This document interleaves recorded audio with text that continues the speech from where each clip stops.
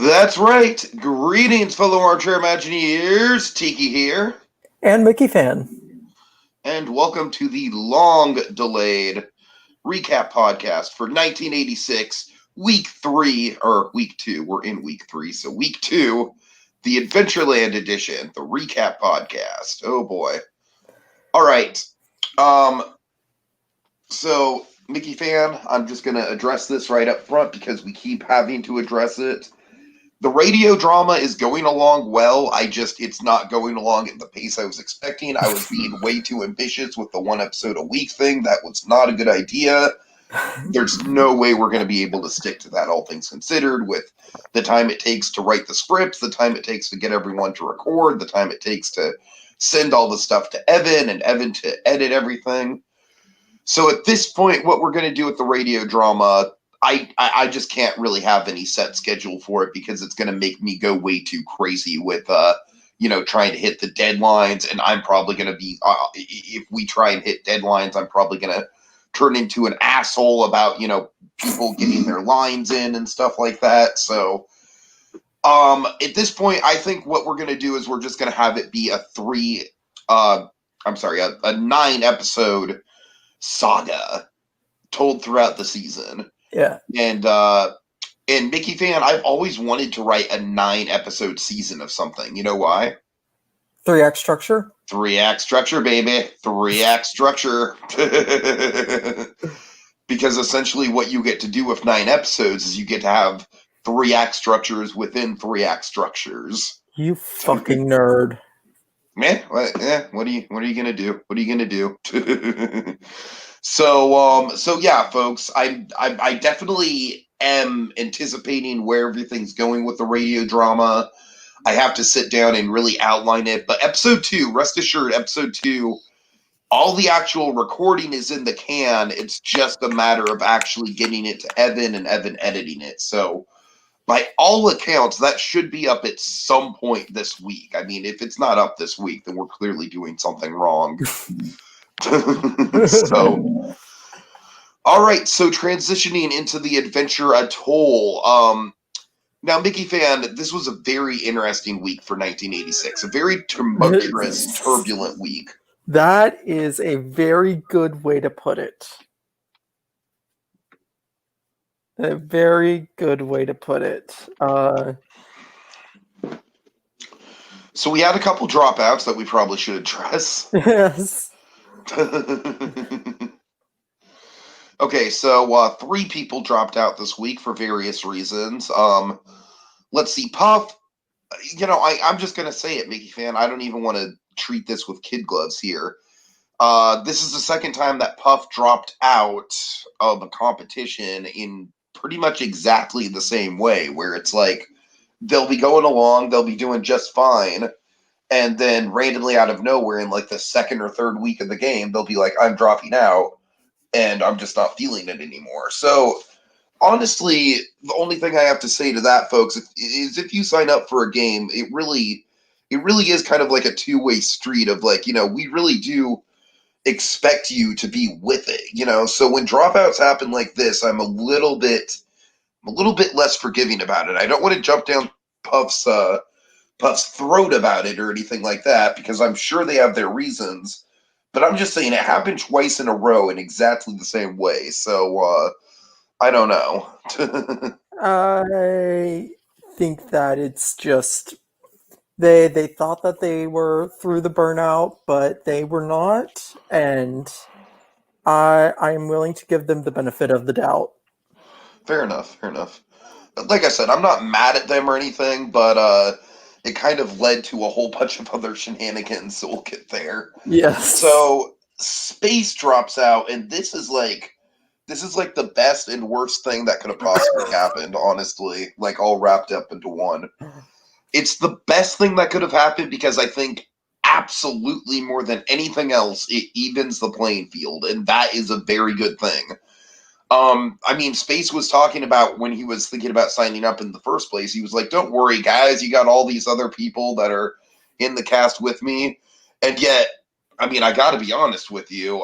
He pretty much steamrolled that whole first project. He Like, did. if he would have played the rest of the game the way he played Project 1, I think there's no way he doesn't make the finals. Oh, absolutely. So this just opens the game wide up. Now it's a shame just because Space Mountain's such a good presence to have, and he's so very helpful and positive and encouraging to everyone. So Beowulf, why are you shamed? You don't need to be shamed. Oh, because of the joke falling flat. Don't worry about it, Beowulf. It's all good. I don't know if you've noticed this, Beowulf, but a lot of our jokes fall flat too. Right. Um, so Space, you'll be missed. I do hope you stick around and kind of like orbit around the community and give feedback when you can. You're definitely a good presence to have just in terms of keeping the morale up. And then we have to talk about Goofy. And Goofy, this was something that we probably could have seen coming, and Yeah. I didn't really take this as hard as I took the other two because Goofy's schedule was just not working out for him. No, unfortunately not. Which I mean that happens. I mean this is a competition that happens during the school semester, so this is bound to happen at least once, if not more. I do think that Goofy has a little bit more of a storyline than most people who drop out this early, though. Oh hell yeah! Because Goofy's whole storyline was essentially like, okay, I made it to the end of the game but got 0 votes, so now I'm You coming got back. one vote. Right, 1 vote. Right, sorry. Um, hey Dash, how you doing? But now but now I really have to prove myself, but I can't really prove myself because oh my god, I've got this schedule and I can literally only do stuff on the weekends. But hey, alas, this game is structured in a way where if I keep winning these vetoes, so we had some decent conversations with him about Yeah. how being the veto king could potentially be a good strategy for him. And I really did want to see that play out, Mickey Fan. I was I excited to potentially I see a was run. curious how it would play out. Uh-huh. But at the end of the day, I can't fault him for not going on the whims of like, yeah, be the veto king, be the veto king. Especially because we shifted around the schedule and now the veto wasn't even on days he could do it. So, Yeah, it just wasn't working for him, and that's a fair reason. so then we bring back Bryce Panther. Yes. And I got to be honest with you. I'm just going to address everyone in the cast here when I say this. How? What? I have no idea how anyone is following the brainstorming going on. If there's a method to the madness, that is wonderful. I'm But following it pretty darn well. oh my God, Mickey Fan, there's just so many different conversations going on, and Oh yeah, there are so many conversations. I am so excited for what is happening here. I just need to. Tomorrow I still have a day off, so I need to just take tomorrow and just binge everything that I haven't had time to catch up on. Because my God, there's a lot going on. But yeah, I'm definitely excited for the amount of activity going on because I will admit, when Space dropped, I had a moment of really bad anxiety where I was like, oh my God, is this going to be like a repeat of some of the other times where Space Mountain has dropped due to scheduling issues and then half the cast drops with him? And no, thank God, you guys are awesome. That did not happen. I'm still traumatized by when that did happen. When did that happen again? Oh God, I forget what game it was. I think it might have been like the Creator Games or something like that. Yeah, I It think it was was Creator Games. it was bad. It was bad. I mean, that was I don't want to go back to that time on the forums because I think Space can even agree that the cult of personality around him was kind of unhealthy at the time. Um. Anyways, so this I guess just to the last bit of housekeeping, Mickey Fan. Do you want to address any of the changes that we've made to the actual game structure? Because we've made a few Yeah. slight tweaks here and there. Uh, just to at least review it for everyone watching. No, the format is at this point pretty solid. I think everyone's a lot happier with it.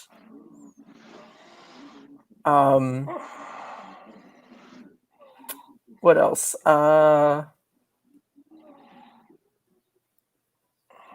Do you have any comments? Well, no, I was just hoping you could just recap the actual format changes. Hang on. Stand by. All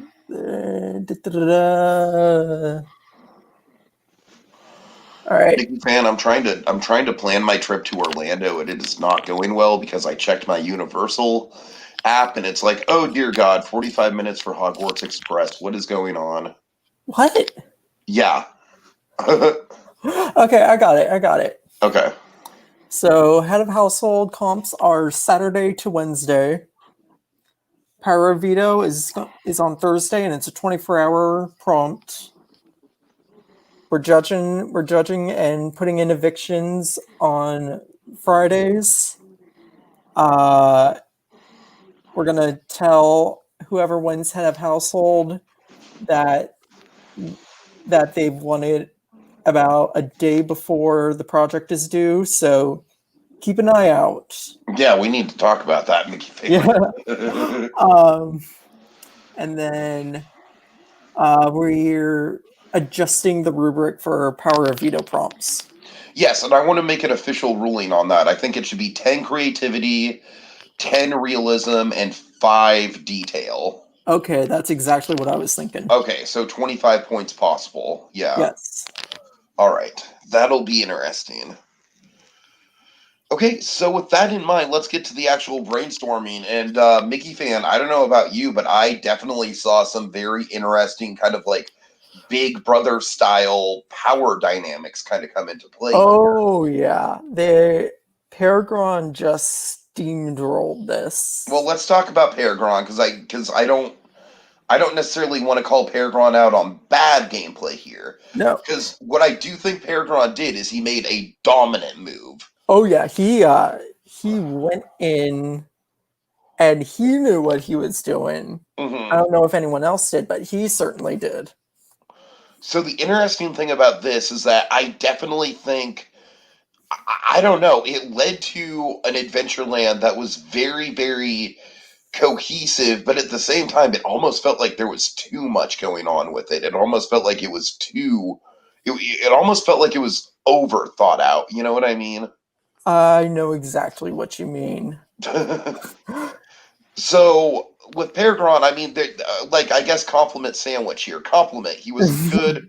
He was a really good team leader. I feel like even though he might have rubbed a couple people the wrong way with just how fast he was going with it, I think those things happen in games like this. I think it's very easy to socially recover from stuff like that. Oh yeah, for sure.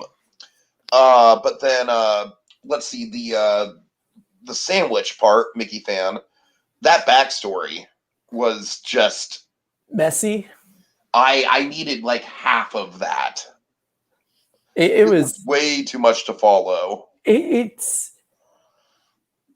so dense, and there's so much detail in some places, but there's not enough in others. Right. And so, with that in mind, I'll give my compliment in the compliment sandwich, my second compliment. I loved the glossary of creatures. I was absolutely transfixed by that. I thought that was honestly the only backstory that you needed. Honestly, yeah. And you know what I really think they should have gone with? The theme that I was personally rooting for? What? Swiss Family Robinson. No, not necessarily Swiss Family Robinson in terms of just like using that IP. But you mean just that idea? The idea of like the Swiss Family Robinson from the actual novel, where the island is just this weird sort of island where all these different animals exist, and it's so yeah, I wouldn't necessarily just make a whole Swiss Family Robinson land, but you know what I mean? Like they were definitely talking about taking, and I think in some ways there is still some influence from that idea, but I still think that I don't know. I think Mickeyfan, I got to admit, this is something I didn't say in my review, but I'm going to call myself out here. I think the reason the human characters don't work for me is because I am kind of like aggressively anti-C the past couple Armchair Imagineering competitions. Don't I know it? And I know it's not C. I know it's not C, but it kind of feels like C. I think I have no qualms with C as long as it's used well. But I this think the just kind of problem with feels like B grade C to me.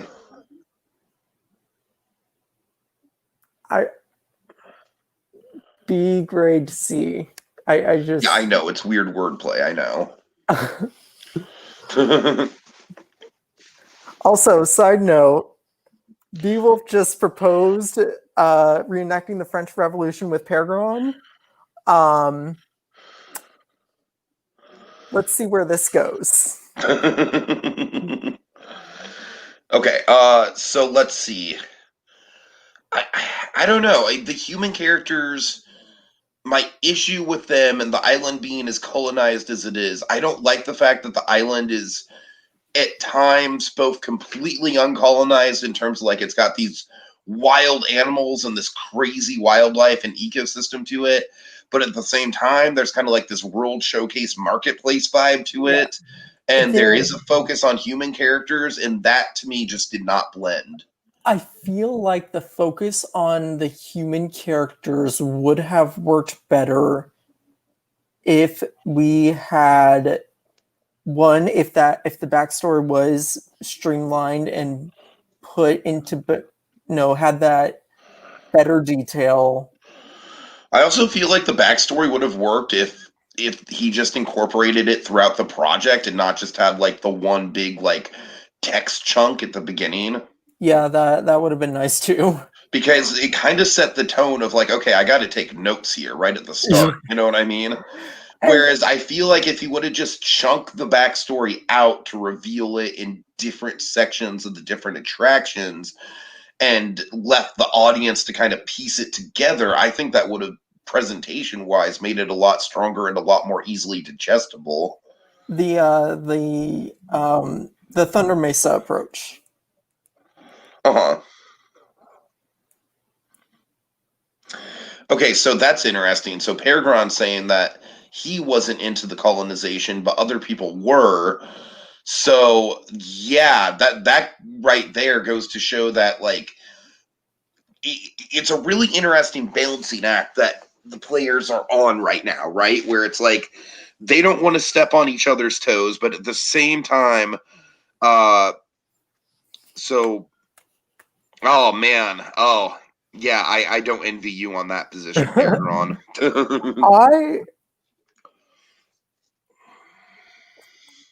What I want to know, Peregrine, is did you kind of slot in those extra details with the backstory, or did you rewrite the backstory to accommodate them? So I just think this is a great example of like clearly there were two kind of different visions of the land, and the challenge is to kind of blend the two. Yeah, And make the two work in tandem with each other. And this may be a symptom of the prompt being very short. Right, which we have since corrected. Yes, we have course corrected that. But I feel like they needed more time to flesh out all their ideas. Sure. But with that in mind, let's get into the actual meat of this thing. Where do you want to start when it comes to looking around? Well, let's just take a moment, admire that map. Okay, so yeah, that just beautiful presentation all around. I absolutely adore the logo. Yeah, it's beautiful. Let's see. So what I do like about the layout of the land is I love the hiking trails in the middle of it, and then kind of like the different, the different areas kind of around the hiking trails. Yeah. Now, my problem is, I hate to be repetitive here, but all this area, all this Autumn and Bazaar, Flavors of Import, Tales Around the World, all that area, I would just like, it just feels like this whole colonized area just is out of place. Even on the map, it feels kind of out of place. You know what I mean? I get what you mean. It does look a little. Because I, it's like if you look at like everything else, it seems very naturalistic, and then you got this big blob of buildings and off to the side here. yeah. And honestly, I think that the most the worst, most intrusive part of it is Tales Around the World. Okay, well we'll get there. We'll get Yeah. there. Because Tales Around the World is it's definitely an intriguing part. It is an extremely intriguing. All right, I want to kind of build up to that. Let's talk about the dining and the shops Yeah. first. Dining and shops. So It's the dining, I felt I would have liked to have seen a little bit more, but I get that there was very limited time. The Crescent Moon Parlor in particular, we just had to find dining projects, so I would have liked to see more of a write up on this. yeah. I did like the Baobab bounties. That's very clever, and just generally speaking, I really like how a lot of this stuff blends in naturalistically with the environment. And like I said, my least favorite stuff is the stuff where it's already like a colony, just because I broke a Although record. I have to say the idea of an Ottoman Adventureland works so well. Sure, sure. Like honestly, part of me wishes that they did that. They went with that to land idea. So they had the supernatural Animal Kingdom esque, unspoiled land, and then they had this Ottoman Adventureland. I hear what you're saying. Yeah. Okay, so the shops, this merchant traders thing is one that really captured my attention. Oh yeah. With the ship split between the two rocks, I love that setting. I love the salvage, the savage salvage. Just generally speaking, the retail I think comes across a little bit more well defined than the dining does. Yeah. All right, but I can tell you don't really care about this stuff. Let's get into. And as I click around, you're going to have to kind of keep up with the comments here. Yeah. Peregrine says he rewrote the end of the backstory, but he kept everything up to the shipwreck. So he brought the captain back and made the empire more prominent and all that. Gotcha. All right. I don't necessarily want to click around to all these different things, but let's just kind of talk about them individually. Escape of the Gem Dragon. I really love the setting of this thing. The gem cave is absolutely spectacular. It would be such a beautifully atmospheric ride. Mm-hmm. Like, I think that maybe it feels a little bit too Beastly Kingdom in terms of just like, hey, in a weird way, it kind of blends together the two main Beastly Kingdom rides we would have gotten with the Unicorn ride and the Dragon ride. It does. And so that's kind of cool, actually. Yeah. I don't have a lot to say about this one. I just think it's neat. I just think the setting is like, I don't want to say the setting overshadows everything else, but the setting is like the main thing that comes to mind when thinking about it in a good way. Oh yeah. All right, Siren Escape. I'm going to go out on a limb and say this is my favorite attraction of the season so far. I would agree with you. This is I will agree that the title could use a little bit of workshopping, but beyond that, this just Mickeyfan, we had this discussion back when we were talking about Beauty and the Beast, the new Beauty and the Beast ride, about like, like atmosphere versus storytelling, and like rides like Rise of the Resistance, where as technologically impressive as Rise is, that attraction does hold your hand through the story. There is not a lot of interpretation to be had from that experience. Yeah.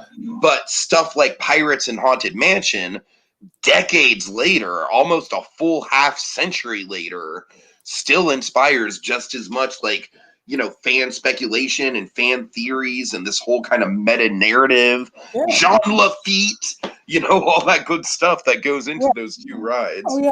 And like, this is that almost a perfect melding of the two approaches. Because it is so atmospheric and it is so it's got that atmosphere, but you can make out the story as they go through. And that to me is like my gold standard for Disney. I like, that's why I love Big Thunder as much as I do, and why I think Big Thunder is definitively the best Disney mountain coaster, is that Big Thunder is another ride that's just absolutely just littered with little details, especially the Walt Disney World version, and you really have to pick them apart. Yeah. And come on, guys, the best name for this ride was right there, Sirens of Atlantis. Like Pirates of the Caribbean, you just exactly. have to. It's just like the thing that we're talking about and the location they are in. All right. Tonga. Am I pronouncing this right? Jesus Christ. I have no clue. Okay, the River Journey. Let's just call it the River Journey. This was. I'm actually going to click into it because I think we have some good maps in here. Yeah.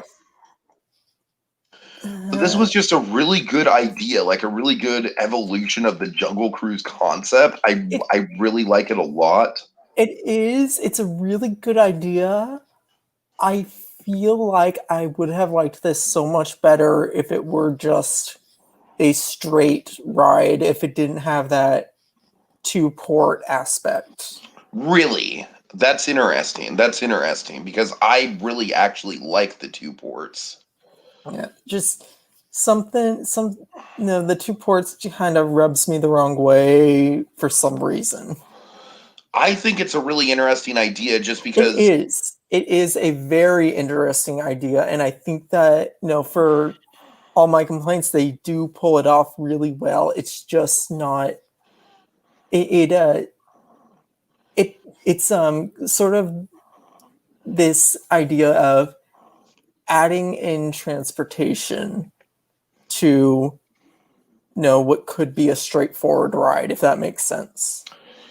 Okay, but what I like about it is the fact that since this is Adventureland, I actually kind of dig the idea of a jungle cruise where you get on the boat, and obviously, Mickeyfan, you and I were used to Magic Kingdom and Disneyland.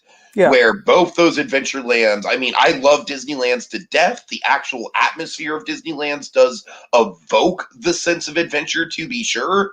But there's no goddamn adventure to actually be had walking around that area. You know what I mean?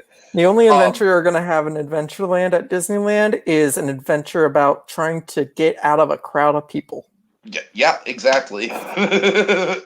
But and then Magic Kingdom, all I can say about that one is that it would be so much better without, literally, Mickeyfan, I feel like the Magic Carpets of Aladdin might be like my go-to example of an attraction where the park would just simply be better off with it gone.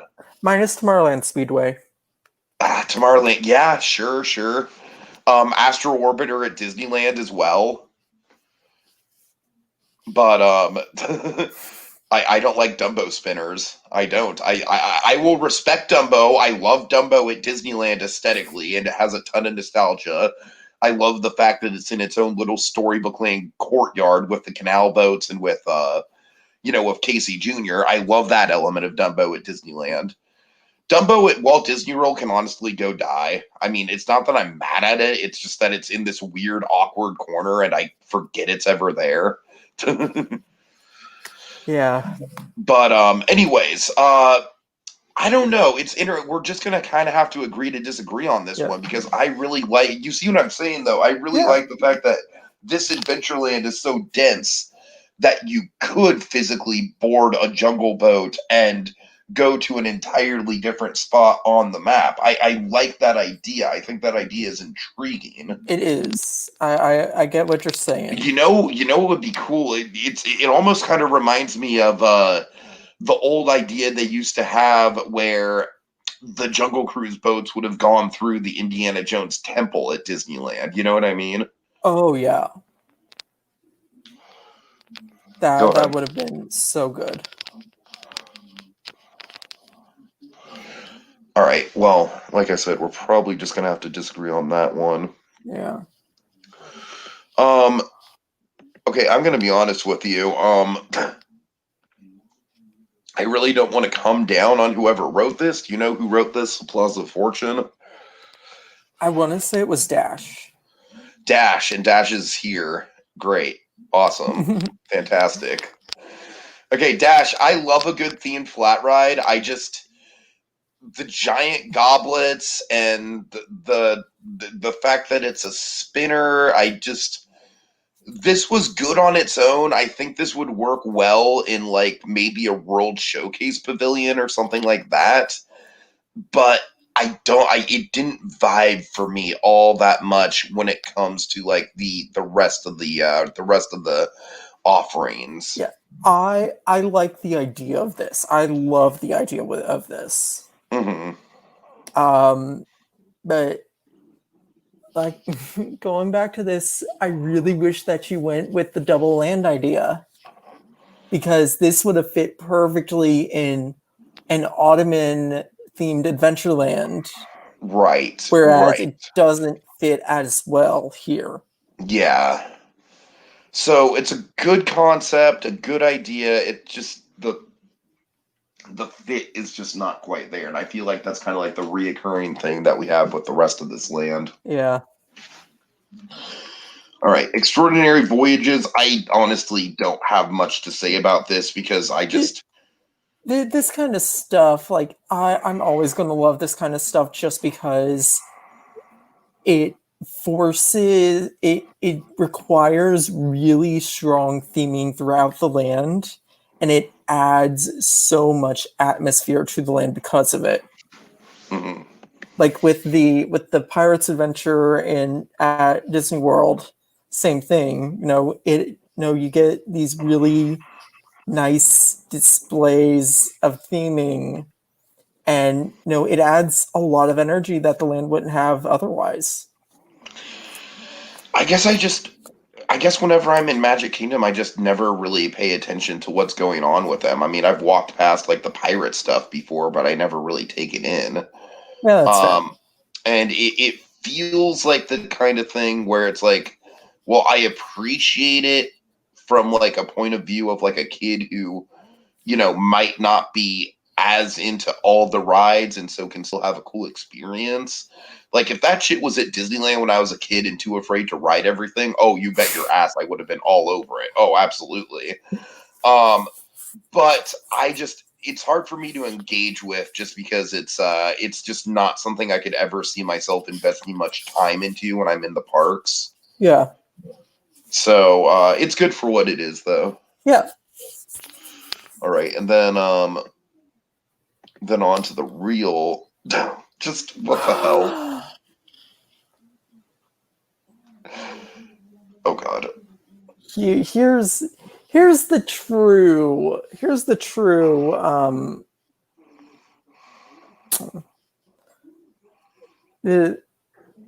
This is. Come on, guys. I think the characters are well written. I think the characters I are well written stunt show characters. I think I said this in my review, and I'm going to say it again. If y'all had just gotten rid of this show but kept the characters at its atmosphere, they would be iconic. Sure. I hear you. Yeah. Like, but in terms of the writing and the dialogue, I do appreciate that this feels very on point for like a cheesy theme park stunt show.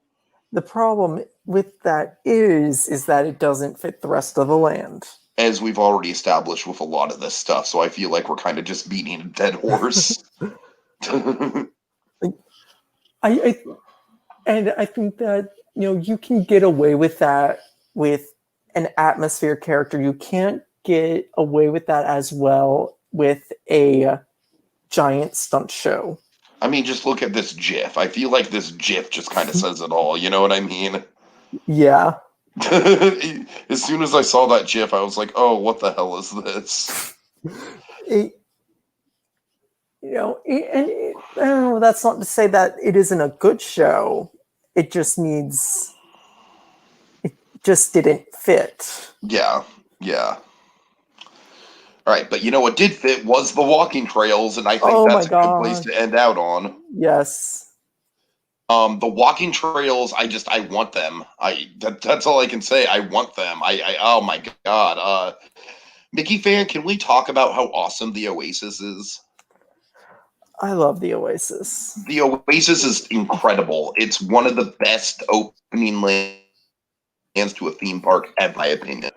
It draws you in so well. I've never seen a better build up to a weenie.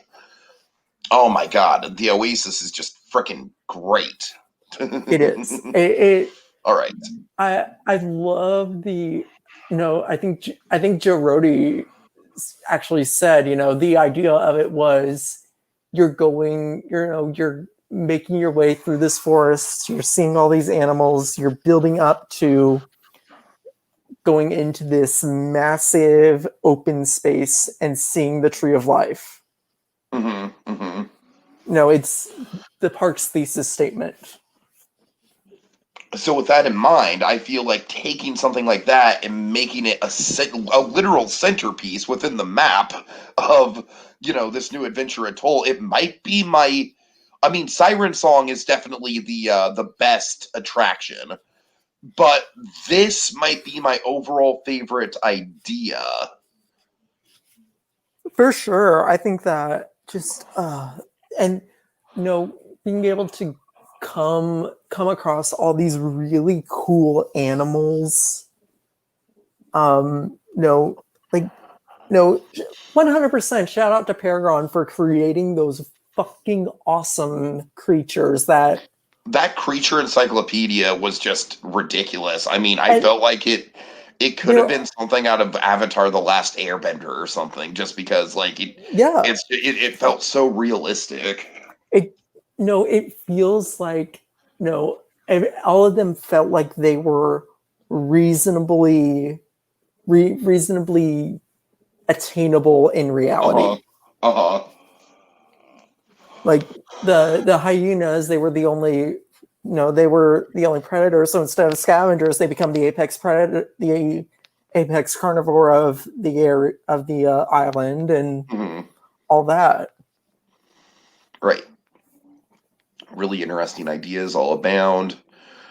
All right. I think that pretty much wraps everything up then. Yeah.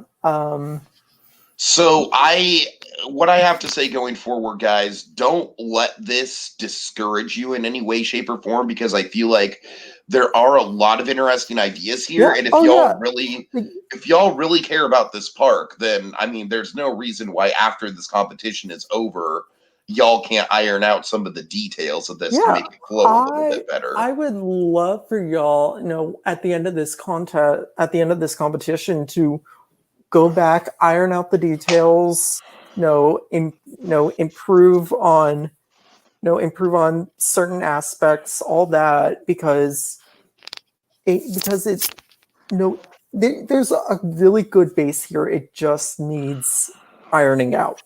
Mm-hmm.